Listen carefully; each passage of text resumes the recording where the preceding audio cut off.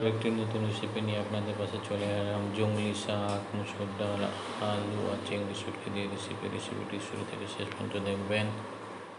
গরম হয়ে গেছে, দিচ্ছি পেঁয়াজ কুচি, লাল হয়ে গেছে, দিচ্ছি আদা রসুন বাটা, ভালো করে আদা রসুন বাটাটা ভেঙে দেবো।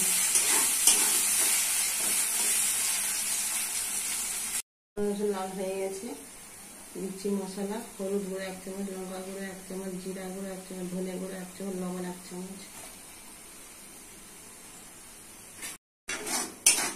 মশলা ভালো করে কষে নিতে হবে।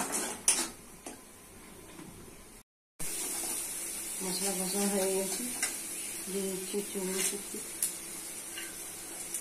ভালো করে মশলা কষে নিতে হবে। মশলা কষা হয়ে গেছে, দিয়ে দিচ্ছি মসুর ডাল,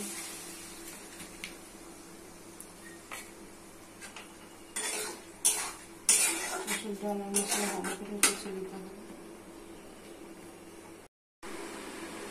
মসুর ডাল সিদ্ধ হয়ে গেছে,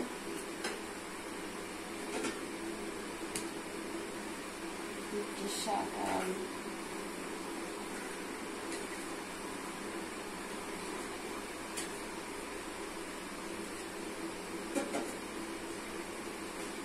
মশলার সাথে মিশিয়ে দিতে হবে, বেশি বেশি রান্না করে নিতে হবে।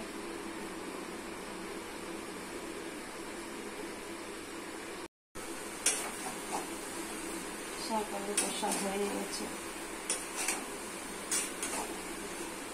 দিয়ে দিচ্ছি জল,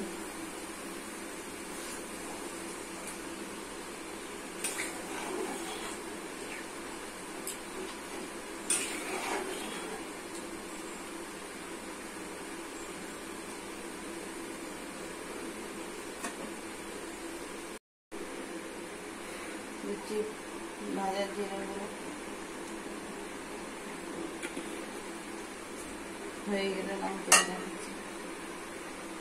জংলি শাক রেসিপিটি রেডি হয়ে গেছে। কত সুন্দর, কত টেস্টি। বাড়িতে করে খাবেন, সাবস্ক্রাইব করবেন, সঙ্গে থাকবেন, পাশে থাকবেন।